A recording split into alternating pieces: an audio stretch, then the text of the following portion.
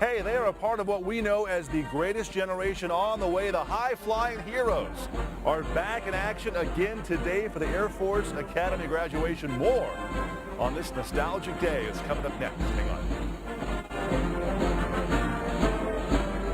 Thanks so much. Recent federal budget cuts were looking to ground a long-time Air Force Academy tradition. Graduating cadets, though, will instead have a ceremony for the ages this afternoon. This morning, Craig Coffey on site with some historical planes in action, ready for today's flyover. Good morning, Craig.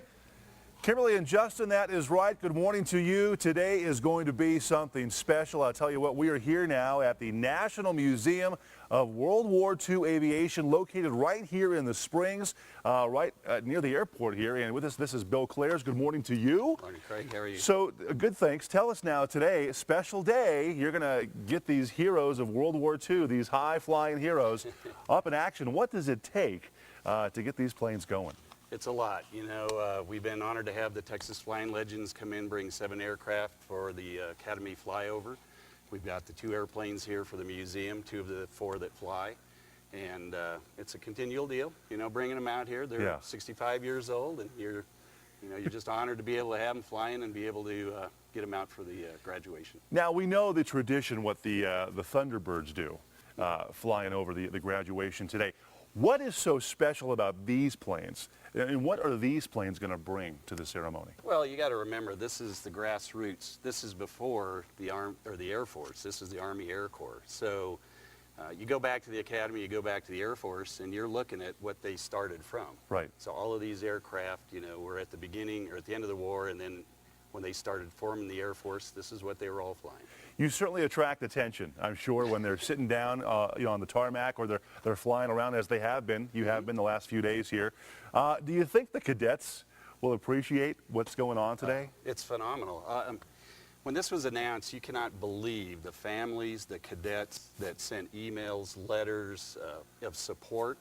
It was phenomenal. I mean, you sit there and you read this stuff, and it's tear-jerking. Yeah. I mean, you sit down and you think of you're providing them something that they weren't going to get, that is a tradition, and then all of a sudden they're coming back to you, and it's just mind-boggling, let me tell you. Okay, real quick now, tell us about today, because people can still come out to the museum all the time, but today especially, and you can see the planes all lined up here on the outside and taking off, landing. That's correct. Yeah. The gates will open at 10 o'clock. We've been open, you know, Monday and Tuesday, and it's been overwhelming with the amount of people coming through. But today, we'll have them on the ramp, and 9 of the aircraft will be flying for the hat toss. We'll be firing up about 11:30, taxiing out in the air before noon. They're going to go out. We'll do the flybys. We'll be back here about 1 o'clock.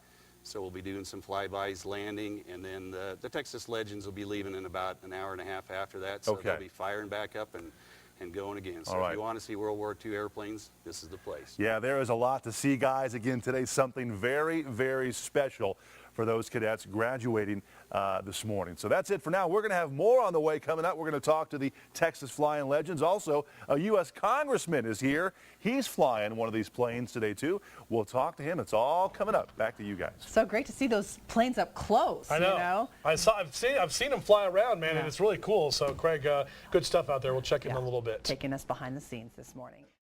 Morning, guys. National Museum of World War II Aviation. Check this out. Does it get any better?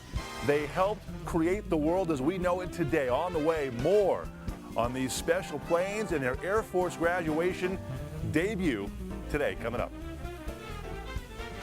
They were part of what is known as the greatest generation, and the high-flying heroes of World War II, they are back in action again. Yeah, this morning, Craig Coffey on location as history comes alive, providing today's Air Force Academy graduation an attraction they will not soon forget. Good morning, guys.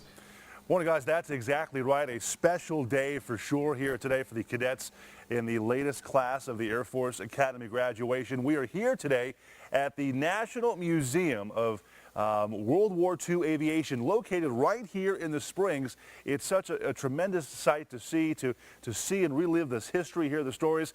Some special guests now in town, the Texas Flying Legends. Good morning. This is Warren Peach. Good morning. So let's go ahead and talk now about a few of the planes you brought in today. First of all, how does one acquire these planes? Well, the Texas Flying Legends Museum is a group of people that is in the I guess, business of going out and honoring our veterans and everything, and they're trying to acquire the airplanes that represent those vets to the best of their ability. And Okay. we've just kind of gone around and done some shopping. Now, you're in 3 different locations throughout the year. You start in Houston. Correct. Yeah. We spend the winters in Houston with the airplanes and have them on display, and we go out to different veterans recognition things and educational programs from there, and then they go to Minot, North Dakota, to the Dakota Territory Air Museum for the summer months, and from there to Maine. And from each of those locations, we go out and do these type of events and try to educate the current generations about the sacrifices that the World War II vets and other veterans have put to keep our freedom. The greatest generation. Well, that's the World War II generation, but there's Yeah. a lot of other vets. It's Yeah, past, for sure. present, and future, and we want them all to be honored. How do the younger generations receive this history, just up close and personal? Once we get them here, they receive it phenomenally. Yeah. I mean, it's a great experience for me to be able to blend the vets to the younger generation, and I think it helps them understand the sacrifices that have been made to keep our freedoms. Let's talk about these planes right now we're seeing. Mike is getting some great shots here. This plane coming up especially, you can even see the Nazi, the swastika emblems on the side, and those are for takedowns, right? They were. Yeah. 3 confirmed kills for Noble Peterson, who was a North Dakota man that I In got this to plane? know. In an airplane like this, Okay. and we painted this one of those colors. His Okay. actual airplane didn't survive the war. Okay. So this is a restored P-51 Mustang painted in Noble's colors. Okay. These planes now we're seeing, how fast do they get? Well, you know, they had top speeds well over 400 miles an hour. Wow, really? So it's pretty fast airplanes, and we normally fly them around 300 mile an hour and below. Yeah, cruising speed, Yeah, right? that's right. Just sit back and relax. Yeah. Okay. Out of all these planes here, what's your favorite one? The one I'm sitting in, you know.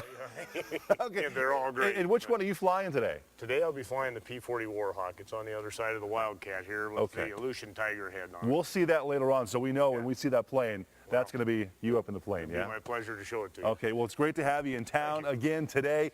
Air Force Academy graduation. You know it's always something special. Today, a little more special than usual, right? I think it's different than usual, and we hope to make it special. For sure. Yeah. Okay, more on the way in just a while. All morning long, some cool stuff you definitely want to check out, and that's in just a little bit. Back to you guys in studio. Yeah, All right. Craig, I think it's so cool that the Army Air Corps preceded the Air Force. I mean, these guys, were That's flying right. these things before the Air Force was even around. That's right. There was no Air Force before, and then they eventually split from the Air Corps, right? That's correct. These are all Army Air Corps airplanes that were the predecessors to the U.S. Air Force, but they certainly built the U.S. Air Force. That's or right. helped build it. These are the roots. This started it all right here. That's So great Yeah. you're doing this today, too. Yeah. Special indeed. All right, Craig, thanks so much.